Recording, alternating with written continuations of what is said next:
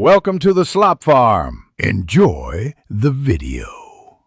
You start by verifying iPad OS and enabling Bluetooth. This prevents compatibility surprises. Next, power the Mac keyboard and put it into pairing mode. Hold the power or pairing key until the LED blinks. On the iPad, open Settings, choose Bluetooth, and watch for the keyboard name to appear. Once it shows, tap to connect. This initial pairing establishes a stable link, so make sure the keyboard has sufficient charge, and the iPad is within a few meters for a reliable handshake.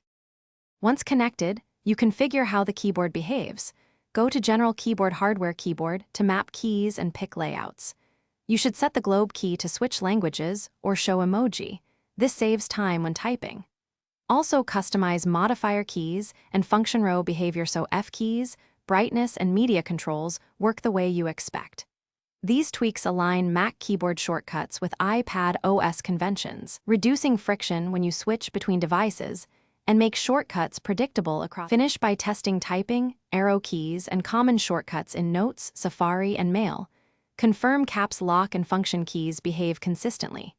If the keyboard disconnects, toggle Bluetooth, repair the device, or power cycle the keyboard. These quick resets often restore connectivity. If problems persist, forget the keyboard in Bluetooth settings and pair again, or restart the iPad to clear software glitches. One key troubleshooting tip. Low battery can cause intermittent issues. Charge the keyboard fully before deeper debugging. Thanks for watching. Consider subscribing if we helped you today.